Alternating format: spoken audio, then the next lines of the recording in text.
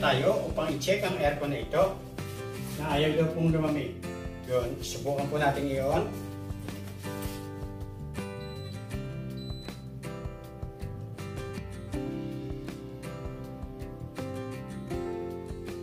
Yan po, umaandar na po.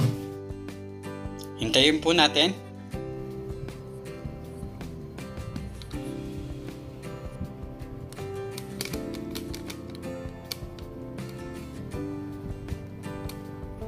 Tingnan po natin, naka-on na po ang evaporator.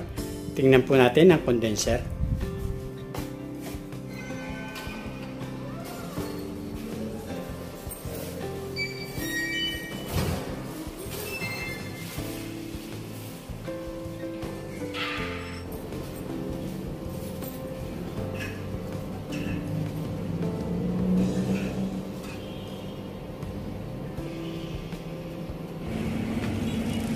Ito po ang ating condenser. Hindi po siya umaandar. Hihintayin po natin siya kung aandar siya.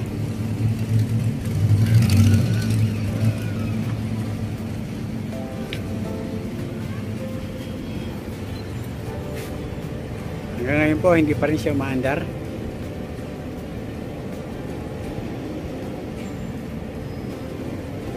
Ngayon po ay puntahan po natin ang evaporator o indoor unit.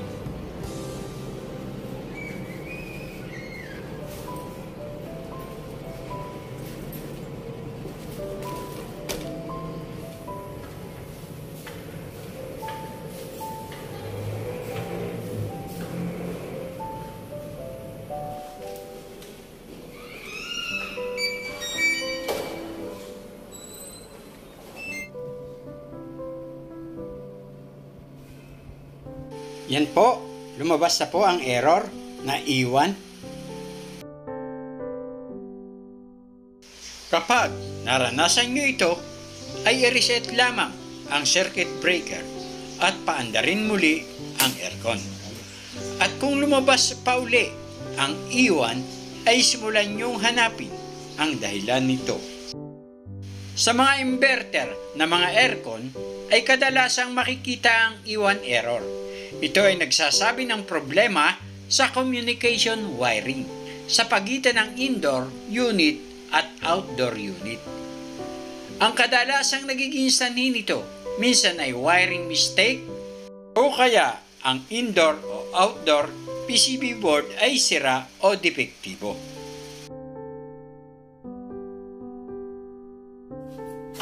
Ngayon po ay hahanapin po natin ang problema.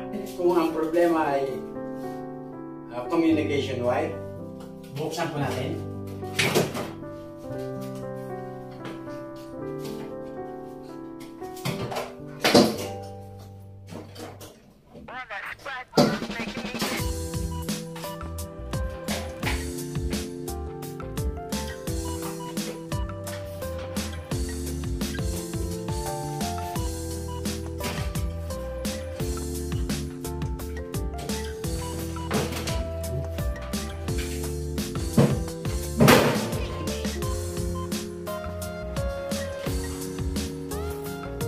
Ito pong L at saka N ay ang power supply na patungo sa condenser unit.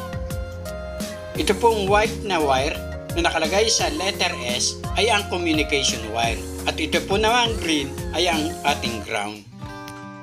Ngayon po, ang gagawin po natin ay iso-short po natin ang white na wire at ang green na wire para po malaman natin kung open ay continuity ang dalawang wire. So short po natin ang dalawang wire ito. At titingnan po natin sa kabila kung may continuity.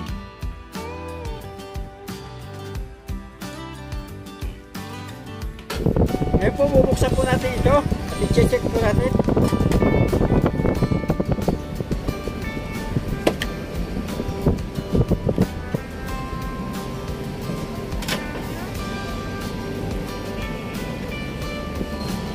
Ngayon po ay tetestingin po natin ang continuity. Sinet po natin sa times 1 para sa pag-testing ng continuity.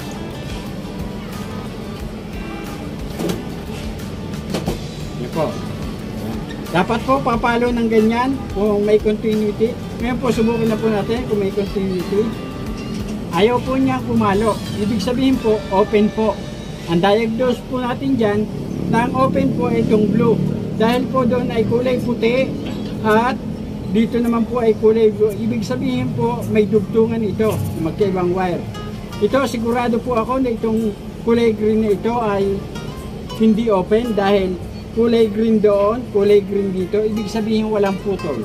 Ang diagnose po natin, malamang po ay ito ay loose connection of open.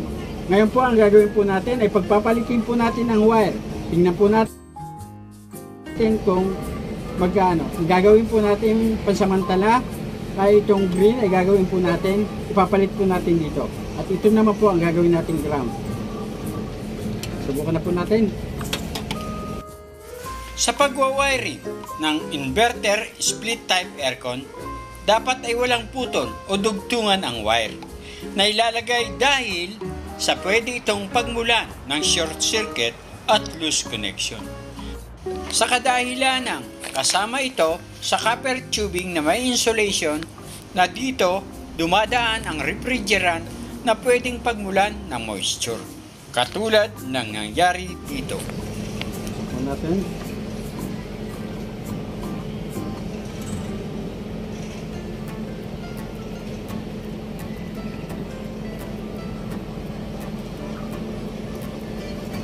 Mahirap pong maglagay na iniiwan.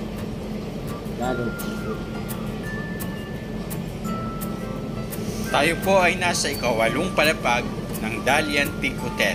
Kaya makikita nyo nasa mataas na lugar po tayo.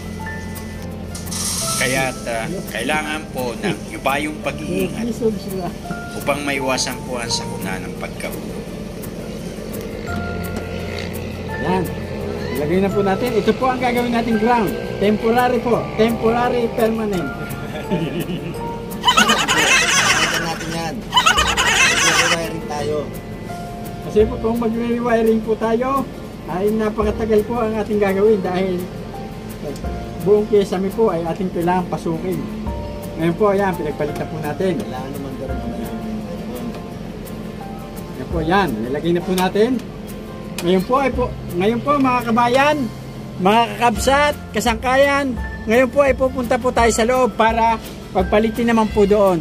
Pagkatapos i-on po natin, titingnan po natin kung mawawala ang error na iwan. Tayo na po mga kabayan. Tara na po. Kasama po natin ang ating kasama sa trabaho si Ellie na nag-a-assist po sa atin.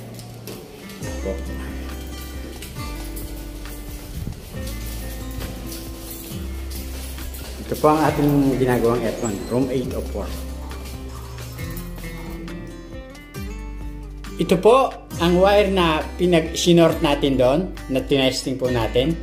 Ito po ang kulay puting wire na ang kadugtong ay kulay blue doon, na ginawa po nating ground. Kaya ito pong white na ito ang gagawin po nating ground at ito pong green ang ilalagay po natin sa communication wire na inilagay din po natin sa kabila. Ibig sabihin po, green doon, green dito, walang dugtungan. Yun po ang tama. Kakabita po natin.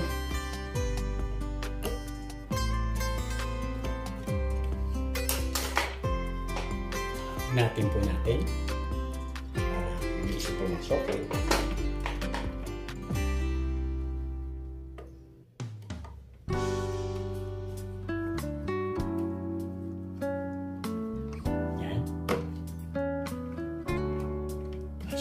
Sa ground.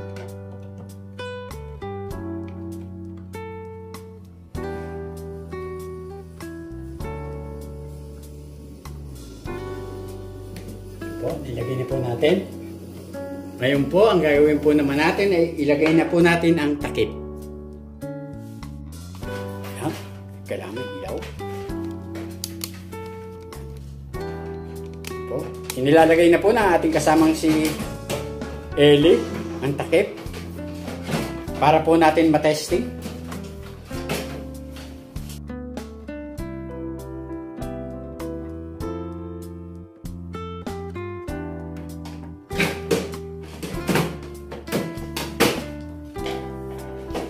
susubukin na po ng ating kasamang si Ellie na iyon sa pamamagitan ng remote. Pumunta muna po siya sa circuit breaker. Para yun.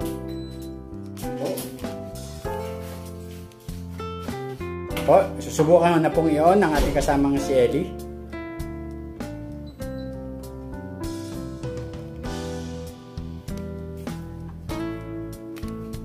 Po. Ngayon na po. Umandar na po siya. Titingnan po natin kung lalabas pa ang iwan. At mararamdaman po natin kung malamig.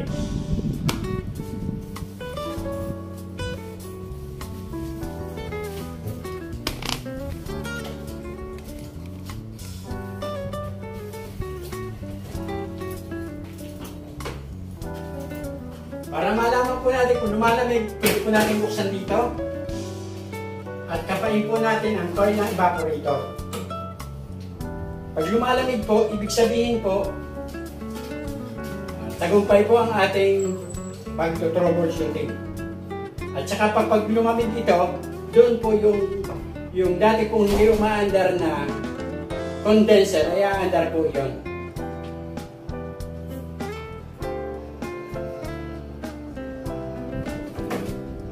Lumalamig po ang hangin. Isa pong palatandaan na tumatakbo na po ang compressor. At dapat po hindi po lalabas ang error na iwan. Puntahan po natin condenser unit yung nasa labas. Titingnan po natin kung gumagana na. Dahil dito po lumalamig na eh. Ito po ang condenser ng Room 804 na ating ginagawa. Na ginamit po natin ang kulay green na wire na ground bilang communication wire.